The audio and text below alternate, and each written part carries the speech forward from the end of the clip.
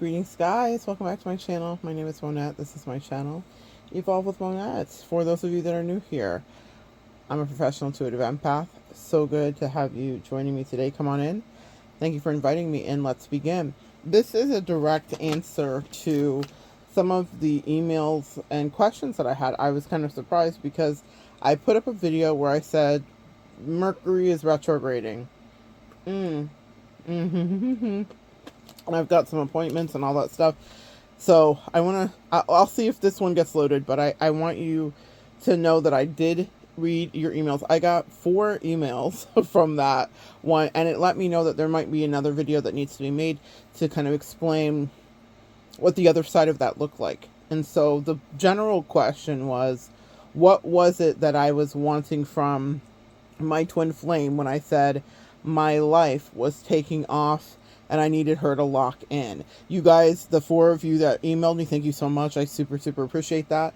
But you guys all asked the same question, and I imagine it's because you guys have been in similar situations with your twin flame. Some of you guys explained that in your letter. Some of you guys just were like, what was it? I was really curious. I kind of wish you had expounded on that part.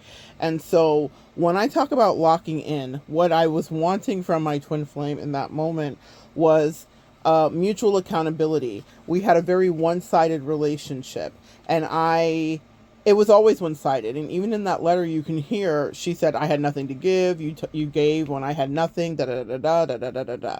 So I was always overextending myself, as we Earth Angels are wont to do, from a codependent place, I would say, of I have so much love to give. I'll just love us enough for both of us. But what I've realized in my relationship dynamics is that's not enough. And also what I've realized is put some respect on my name. That's an energy I did not have then, even though I knew I was worthy of that respect and I knew the value I brought to her, not just because she told me, but because in order to bring the value, you have to have the value within you. So I was showing up with things that she didn't value or appreciate forever. It took forever for her to kind of get on the good foot about it, no matter how much she pursued me initially, and then I chased her, and then she wanted me to chase her more, and then I chased again, and then she chased me.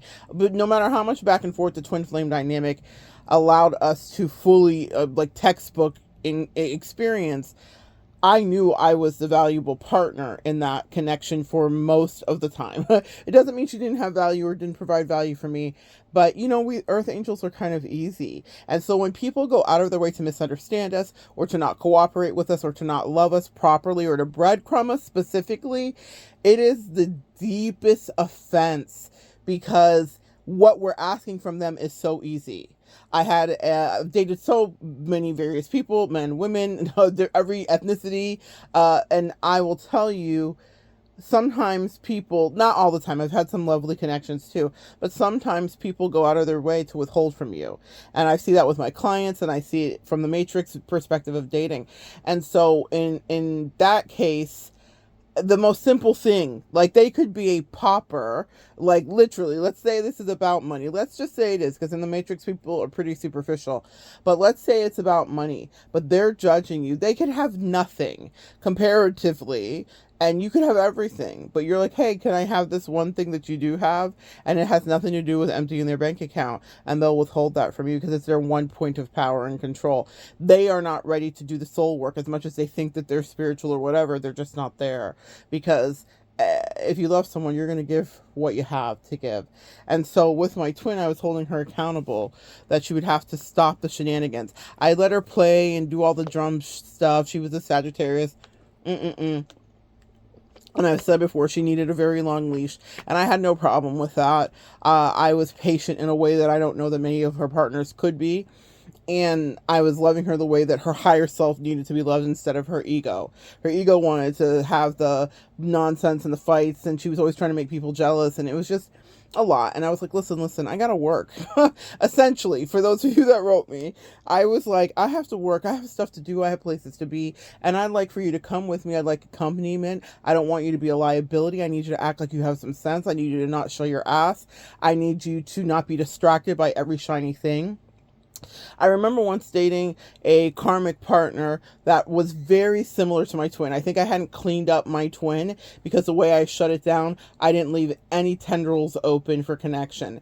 And so the devil was trying to reach me about my twin flame extended warranty, and they sent it in a karmic partner. And they triggered me. She triggered me the same way that my twin did so that I would finally look at it and heal it. Because I was never going to go back to my twin to heal it, obviously, right? But she was a hot mess in the same way. The same level of triangulation, distraction, except I actually had a lot more loyalty from my twin, honestly. The karmic was truly a karmic in that she was just a hot mess that caused nothing but, she was not pleasurable for me whatsoever. And I'm not talking about sexually, I'm talking about she could, that's not true. Let me be fair here. I had good moments with her. She had good bones. I always say that. But more, she was truly the definition of a karmic partner, just like my twin flame was the definition of a twin flame. But they had similar traits, is what I will say, which was they wanted things their absolute goddamn way. They were immature, and they really couldn't, they didn't have a long vision. They were superficial and short-sighted, I felt. They were not able to see, like, what I'm trying to do with you is not this nonsense that you've been doing with everybody else. And I go places that you are not going to go. And I'm not talking about that in a nasty way. I'm saying the previous partners that they did know never had the reach that I did energetically, spiritually, and cosmically to tap into their Akashic records and access their highest timeline and potentiality. That's what I mean by they were dealing with people that were far beneath me, because I'm not dealing with like, oh girl, you got 5 on it, can we roll up on a 3? It's none of that. It's that too, but it's exquisite when I do it. Even if I'm doing that, even if I'm smoking an L with you, I'm smoking probably one of the best L's you've seen. It's rolled up in the best way. There's an assortment of papers. The ashtrays fly as fuck. I was like, I just do everything at a different level. So you don't get to suck in the one little area I need you to show up in, because I'm bringing you everything, my beautiful friends. That part. And that's how we earth angels do. I was so disappointed by their meager offerings because I operate at such a high caliber in so many various ways in my relationship dynamics. And I didn't expect them to operate that way. We're really fair earth angels.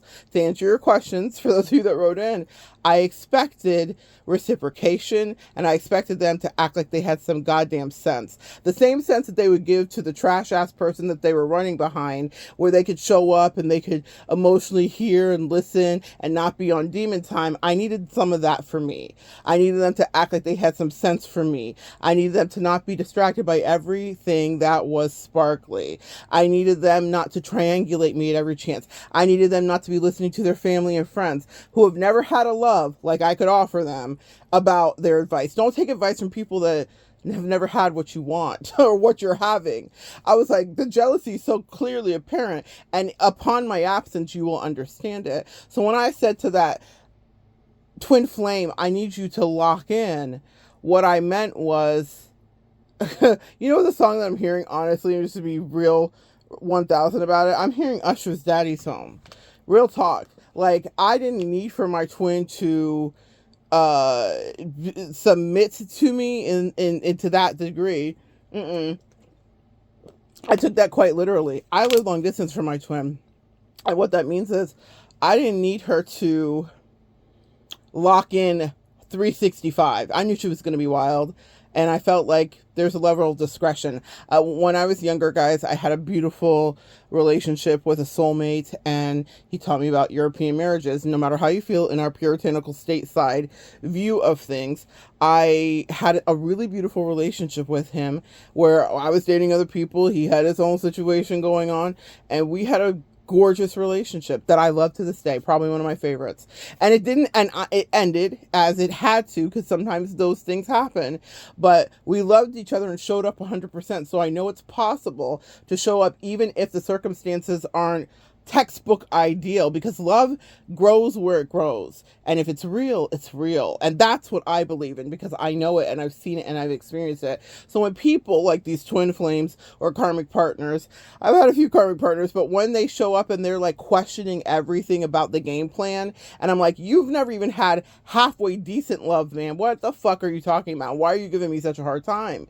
Because you're on demon time, because this is bigger than the small box in your mind. mind. You don't really understand what's happening here, or how far this could stretch you, or how much it could grow you. I am a better person for having had that soulmate experience, even though I had to adjust my brain to be in it and understand what the boundaries were, and understand that I wasn't in competition with whatever his situation was.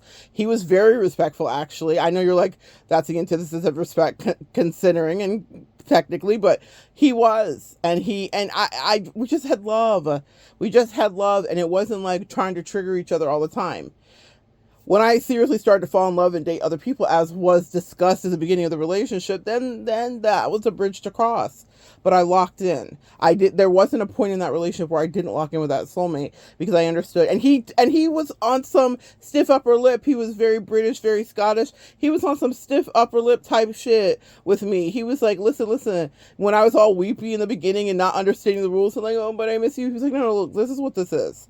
Let me tell you what this is. That doesn't mean he didn't lavish me with love. Probably the most love I've ever received in any relationship to date, including the husband that I have currently, was with that soulmate. So he lavished me with love, but he had boundaries. So I think and he negotiated with me. He taught me about, I hate to say this considering our president, but he taught me about the art of the deal in a real way, from some Sun Tzu perspective regarding relationships are transactional. Are you in the driver's seat or not?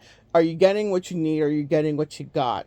I love and appreciate him. And I know that that's an experience that I offer to people when I'm with them, because even before I met him, I had obviously been with my twin flame, but I was still operating on that mainframe. That's why it worked so well when he and I were together, because I was like, yeah, this makes so much sense to me. I was just trying to do this with other people, and they were looking at me like I was crazy when I was offering them the best relationship for what they were capable for. When I'm talking about daddy's home, that meant when I showed up, when I came into town, act like you have some sense. Spend the time with me. It's so funny. She had a son, my twin flame, and I remember him on many occasions canceling his plans with his friends, because he'd be like, Monette's in town. That's what he'd call me, my sweet E. He would be like, Monette's in town, so no, I'm not coming out like that. Doesn't mean he didn't see his friends when I was there, but he even had common sense. He was a tourist, so of course he did.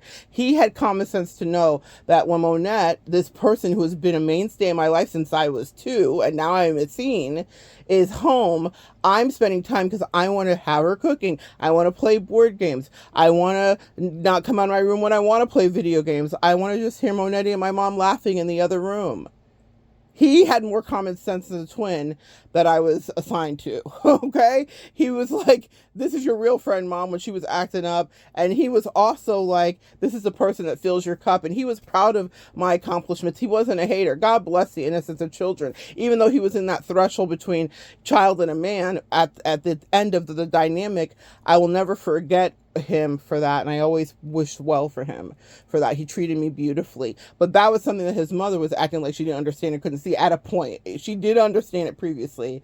So on some daddy's home type ish, that's what I meant by lock in. Act like you have some respect when I'm here. Do what you want to with whatever bitches you want to. I don't care. That was me at the time. Would I be different now? I don't know. No, not necessarily, because even with that karmic, that was a more of an open situation too. And the truth was, I didn't care what she did. I just didn't like when she was disrespectful as fuck, and she would she would challenge me that she didn't think she was disrespectful as fuck. We could pull 10 people in the street. She was disrespectful AF, often, purposely. It was rude. She would never want to be treated the way that she treated me. The triangulation, girl, y'all, we were on an international date, and she decided she was going to go on a date and gaslight me and pretend that she wasn't actually participating in what was happening, as some random man from around the country followed us around his country and followed us around the city. It was supposed to be an accidental run-in, and it was totally orchestrated, and I just let her think I was dumb, but she then shoved it in my face and was triangulating me. And that's what I mean by get with the program, act like you have some decency. You know, in that karmic situation, because I didn't have program accountability, if you will, I canceled a lot of things that she never knew about. I had some wonderful friends that had offered for me to come out on their yacht with them. And I was just like, she's such a liability. I wanted someone who had decorum, who could carry herself well. I was watching her at the beginning. She seemed like she might be able to manage it, but attention was her kryptonite. And it was a great deficit. She had attention deficit when it came to attention. She had no object permanence at all. And I was like, oh, do you do this to everyone you date? Like, she was always telling me stories of how she was how she was villainized. And I was like, no, this is what you do. You trigger the fuck out of people and you act like you don't understand it. And you're probably doing it to get a reaction because this is all you think you can elicit. And this is your one bargaining trip, but you're a one trick pony and it's sad and it's boring. I was not anybody that's an intellectual, and even people that were narcissists were bored. Same. I remember me and her ex felt the same way. I remember tapping into his energy and being like, this is why this shit was annoying. This is annoying as fuck. Who wants to deal with this all the time? And they were in a polyamorous relationship, actually. And he still was perturbed by her behavior and her inability to never not be a liability. Okay? Anyway, so that's what I mean by lock in. For those of you guys that asked me, that twin and that karmic specifically had a lot in common. And one of the things they had the most in common was how greatly they took for granted the earth angel that was me. I know exactly who I am. I know how I love it. I know what they were capable of. And I wasn't trying to shut them down from their other proclivities. That's just not my moral compass. That's just not the way I am. That's not the way I be. I am very secure. If someone is into me, they're into me. That doesn't mean that they don't like a little bit of variety. I'm never a hater about that. That's why I was like, you two are the most ungrateful, vermicious canids I've ever run into, because exactly what you want is what I was providing you, but because I was offering it to you politely, they were acting like toddlers that are slamming the tray off, slamming the plate off the high chair, because how could it be this easy? It's everything you asked for. It's your order up from the universe. What you manifested me. Because there's not a lot of people that could get into the way that they like to date, and the way they like to keep people irate, and the way they like to play in people's face.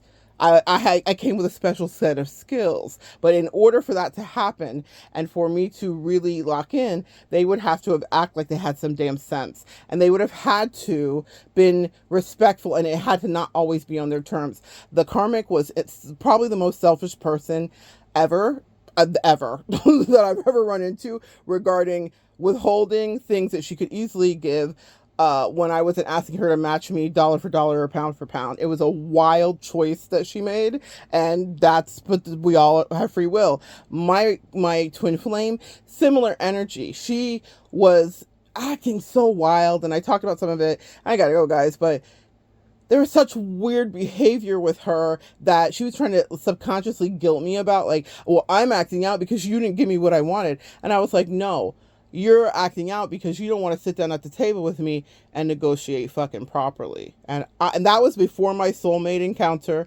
That's before I had ever been loved so beautifully. I don't know, maybe I had that connection with him, but I met her before he ever existed. And during the time he and I had our moment. But by the end of it, I was far more savvy. And I was like, you're acting out because you think this is reins on you when this is actually your real free. This is your real free. This is exactly what you want, with emotional stability, someone to come, quote unquote, home to, whatever that may be, but still the freedom to do you and to be wild and fucking free. She's a Sagittarius. That's what she wanted. But she refused to be like, here's what I give. And it was so immature. Both of them were so immature. They didn't know how to negotiate. They didn't understand bargaining. And it's not bargaining. You don't have to bargain. Love is love. You figure it out. They both had feelings for me. That was the great irony. It wasn't like it was such a hard ask. What they didn't like was like, we're going to have structure in this if you want to reach a better timeline and a higher reality. So that's what I meant by lock in. If I was home, act like you have some sense. Follow the out of the mouth of babes. Follow your child specifically, who was like, oh, I set time aside when she's here and do this. That's not to say that my twin did not do that, but there would have been more structure that was needed in the connection that we would have had if we were to have had it. But she was obtuse purposely. I say this, and I have other videos here. When people go out of their way to misunderstand you, reroute. I have a video that's uploading today. Redirect, because we don't negotiate with terrorists and demons. They have nothing interesting. at all to say. We don't negotiate with terrorists and demons, okay, guys? So when that happens and people are like, I don't understand what you're asking me, I bet you those two ungrateful, vermicious canids understand exactly in my absence what I was asking of them, which was to just lock in and be somewhat respectful and have some sense. And I'm not saying I was asking for the bare minimum, but I am saying they were breadcrumbing. And I was like, we got to come up from the breadcrumb because I offer a fucking buffet. You're an ungrateful bitch. And now I will go away. And now you will reflect and understand that something that was actually an answer to your prayers is no longer here, but it's because you wanted to never negotiate like an adult. I realized I wasn't dealing with adults. I was dealing with people that were atrophied and whatever their trauma was, whatever timeline, whatever their selfish ass issues were. And I was like, girl, I'm selfish too. I get it. I'm never going to hate on you for that. But I still have to show up. I have people I have to service. I have things to do. I have a business to run. And I cannot have you draining all of my energy because you want to not just have fun. Go have fun. I'll have fun with you too. Or go have fun on your own. But I cannot have you draining my energy because you want to triangulate me on our international date while you do an international date. That is a funny story that is coming. I already made a video about it. Pay attention for when I'm talking about situational awareness. Subway Barbie. We were in New York one time, and I was trying to take her on a jitney because she needed to go get money out of an ATM to take me on a beautiful date, one of my top 5 favorite dates. I'm always going to be fair. It was so beautiful. She took me to this beautiful gluten-free restaurant that's Italian, but they only accepted cash. And I was in my masculine energy, so I was like, don't worry, I'll just give you the cash. I didn't know what she was doing. It was a surprise. It was a sweet date, like I said. And so I was like, I'll just get you the cash. And I'm so frustrated with her because the communication sucked. So I was like, what the fuck is going on? Why won't you just tell me what's going on? Let me just fix this. That's masculine energy. But she was insistent, sweet. And she was like, no, I need to go get cash. So I was like, well, let's just get a jitney. And there was a jitney that had like bubbles and all that stuff. You guys will hear it in the other video. And she always walked around bubbles. She fancied herself a fairy, whatever. And so I was like, this is the perfect thing. Don't worry, I'll cover the cost of the jitney. It'll take us to an ATM. I was still on my cane, guys, all that stuff. And so anyway, we do it, but she was looking at me so skeptically, like, this is so cringe. And I could hear her internal dialogue. She doesn't realize that I always told her that, but anyway, she was like, this is cringe, and I could see her mother's face flash through of the skepticism and the disappointment, and like, this is not what New Yorkers do. And I was like, listen, I was born in New York, I've been in New York, I've been to Times Square before, I'll be here again, but I'm never going to be here with you. That's the thing that these karmics and twin flames don't understand, guys, is they think they want to live in a Nicholas Sparks novel. They think you're going to come back around in 10 years, and I'm like, no, 10 years is right now. We're in the moment right now. And I was like, this moment, I knew that our relationship was barely able to hold on, and I knew it was over essentially because she was just so uncooperative with me. And I was like, no, this is the moment, sweetie. You'll reflect back later and you'll thank me for it. Get your ass in the jitney. I meant that shit. And she did, God bless. And then she proceeded to go to the ATM and take me on a beautiful date. They played Jay-Z, New York, and my favorite song ever, Frank Sinatra, My Way. That's some Leo type shit. But my point in saying that is she was so situationally aware of how uncool it was and how cringe it was, and this is a tourist trap and it's not what we do, but we're in a foreign country, and she decides to have a stranger follow us throughout the city. A stranger, quote unquote. It wasn't a stranger to her. Clearly she was quite comfortable, physically affectionate and quite comfortable with someone that she just met. That's what I mean by she was a liability and she was just playing with my head. The same as my twin flame. They had the same kind of energy. They could be besties. I'm talking about the best of friends. Twin and them, they would be each other's best friend, and probably drive each other to new heights of depravity. But that was things that I dealt with in those relationships where I was like, listen, I don't mind what you do. I don't mind people flirting with you. I'm not really like super jealous, but it seems like you want me to be. And I'll tell you the truth about both of those people is that the more angry I was, the better behaved they were to me.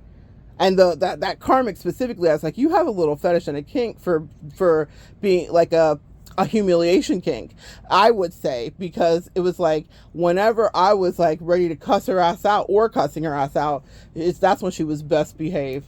That's when she was on her best behavior. I couldn't just show up and be a good person. Guys, we're Earth Angels. Ain't nobody got time for me to always be your villain to fulfill your fantasy. Unless you want to talk about it, sweetie. That's what adults do. It's so funny. She was always like chastising, and similar to my twin flame, they had moments of like, oh, this is so cringe that you want to be like a real romantic. Now they romantic. How about that? Now they're like, oh, I miss you. I bet you do. I bet you fucking do. But the point is this, guys. That's what I meant by lock in for those of you guys that asked. They would have had to show up and not only not show their ass, but two, they would have had to understand that we're grown-ups here. And you can have anything you want. And I'm not your mama, and I'm not your leash, and I'm not your, God, and I'm not any of that. But you act like the damn sense you have for the people that were treating you like trash. And if they can't do that for you, I mean, it's a higher bar that I set than trash. But I was like, I've seen y'all being a lot step of 10 for people that were treating you crazy. But for me, you want to act like you don't speak English? You can't communicate? Okay, sweetie. That's what I mean by lock in. You deserve that. So if that's a question you're having with your person and you feel timid to say, this is what I need and want from you, then walk away from it. That's why I left my twin. I loved her down. I loved her real bad. We went together real bad. We really, really did. She loved me. I loved her. That was a mutual love. The karmic, I don't count that at all in any kind of love. I don't think that there was love there at all. But I would say with the twin, there was. I'm quite sure that I had a long history with her. I had a beautiful relationship with her when it was good, but she refused to just do the grown ass work. And we were late. By the time I was leaving her, we were old. Okay. We were not young in our 20s anymore rolling around. I was like, girl, this is getting old. And here's the thing you need to know. And I will leave you with this. When you are dealing with a relationship that is always, you're trying to build a road and you put down brick by brick, and the person that is fighting you comes and takes the bricks away from you. Every time you put down a brick, they take a brick. That's what it was like being in that relationship with my twin. And I could foresee that would have been similar with this karmic. She was not a builder of shit.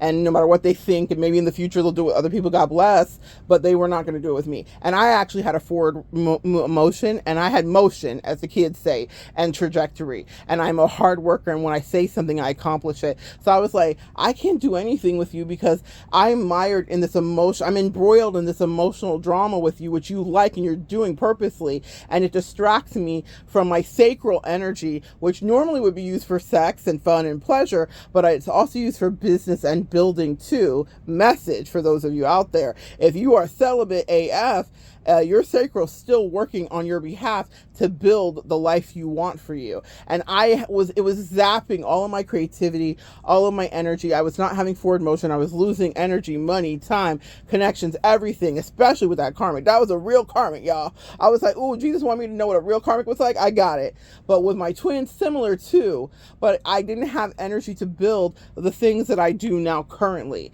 to write the articles I've written, to freelance for the places I freelance, to create what I've created, to make what I've made. I had all kinds of things and all kinds of iterations of beautiful opportunities in my life, and I did it through some of those toxic ass relationships because I'm like a powerhouse that way. Like I just am like forward motion only. They're showing me like the drill that drills down to the center of the earth. Like I just don't fucking stop.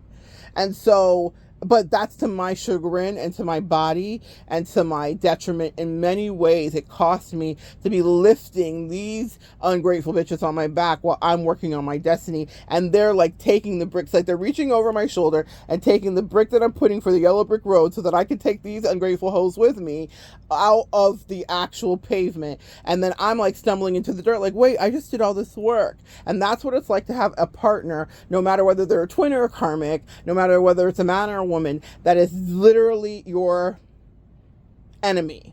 That's how they become your enemy, because then I can't build anything, especially if you're not building with me. We flourish when we're nourished and when we're loved. And if you have someone who's withholding on a technicality, that was a karmic. She had got whoever in her head convinced her that she needed to definitely withhold for me on a technicality, because what the fuck did I deserve considering my situation? Well, I would have missed the best relationship of my life, as I just explained to you, had I had behaved like her. I was loved properly because I was able to see past everyone else's limited ideas of what that relationship should be. That's a lesson we all learn in our own way. And that's not something that's destined for all of us either, too.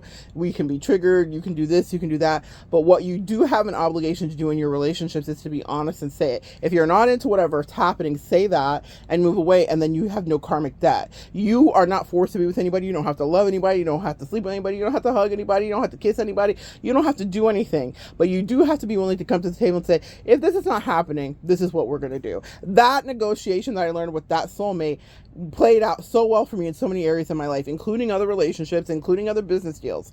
And it's because I wasn't afraid to say, this is non-negotiable, and it's not going to go this way. I'm going to see if I can find a clip that's really funny. It's like from an old show in the 80s, but it's a man and woman coming together, and they're just like bargaining about what they want, this, that, whatever, and they end up not making the deal, but it's very civilized. And that's what happens when people just come together and they're just like, this is what I want, this is what you want, you don't want this, you want this, I can compromise, no I won't, yes I will, okay, we're done.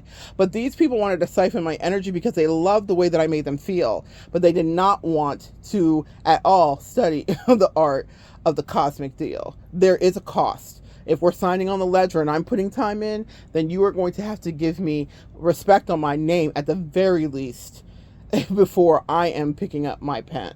And they were like, well, I don't want to give you anything. I want to take. I want you to love on me. I want you to edify me. I want you to pour into me. And I'll give you breadcrumbs as I see fit and what I'm advised to by my hating ass surrounding friends, family, and other karmic people. And I was like, well, that's not a deal I'm taking. And so I am now vacating. So that's what I mean by they couldn't lock in. All right, guys. So good sharing energy with you. 5011 things to do. Come back and join me next time. We'll continue to evolve together. Thank you so much, too, for writing me. I love that. It was great because I didn't think about fleshing that out. So it was really good to get to answer that question. And that's what you deserve, at the very least, is someone who's going to come to the table like they are grown-ups and understand that there is supposed to be reciprocity. Okay? All right. Bye, guys.